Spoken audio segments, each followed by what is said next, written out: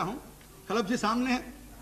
हम अभी इन दिनों में चीन में एक संसदीय यात्रा थी, आपके आशीर्वाद से खलप जी के नेतृत्व हम गए।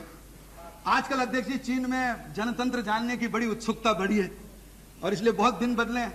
पहले तो कम्युनिस्ट पार्टी यहाँ कम्युनिस्ट पार्टी के निमंत्रण पे आती थी, आजकल तो चीनी communist party Bharatiya Janata party के निमंत्रण पर भारत में आकर अभ्यास करना चाहती है, क्योंकि वो भी जानते हैं कि इनमें तो कुछ बचा नहीं है, क्या फायदा इनसे संबंध रख के, जो नई पार्टी आने वाले है उससे ज्यादा संबंध रखो। तो उनका भी आपस का सारा बदला है।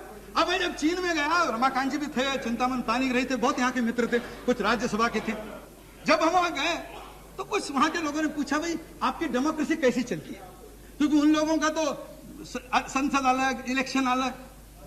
तो रमाकांत जी थे और बड़े नेता हैं, लेकिन पुरानी मित्रता है, तो उन्होंने मुझे कहा कि सर बताइए भाई कैसी चलती है, चर्चा करो इनसे।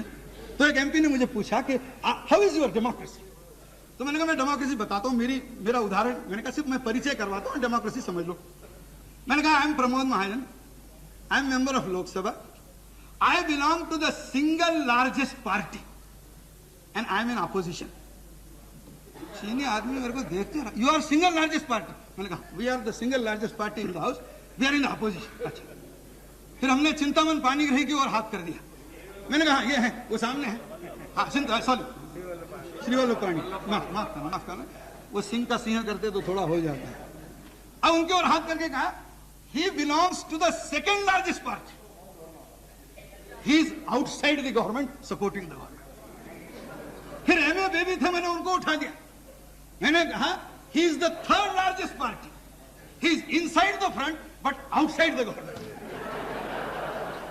और फिर मैंने कहा he is Mr. Ramakant Khalap, he is the only member of his party and he is the government।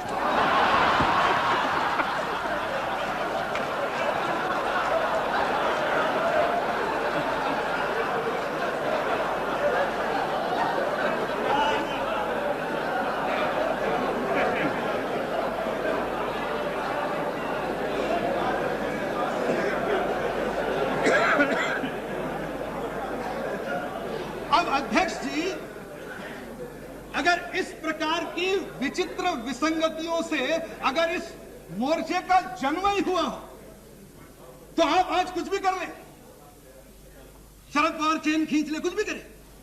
अब हमको किसी ने कहा कि रामविलास जी छोड़ दीजिए, इसमें शरद पवार चेन खींच ले, आप कुछ करें, हो सकता है कि आप देवेगौड़ा को बदल दें, क्योंकि वो तो 42 पार्टी के नेता है, उससे छोटी पार्टी निकालिए, उसका प्रधानमंत्री करिए।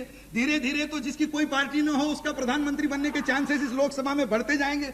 मुझे तो कभी लगता है कि इस लोकसभा में पीछे आदमी कितने हैं इससे प्रधानमंत्री नहीं बनता, जितने कम हो। न्यूट्रल आदमी है, गड़बड़ नहीं करेगा। अब एक अनुभव देखने के बाद भी कांग्रेस दूसरा देखना चाहती है, तो उसे मुझे कुछ कहना नहीं है, लेकिन वो करना चाहती है। अब इससे रास्ता नहीं निकलेगा।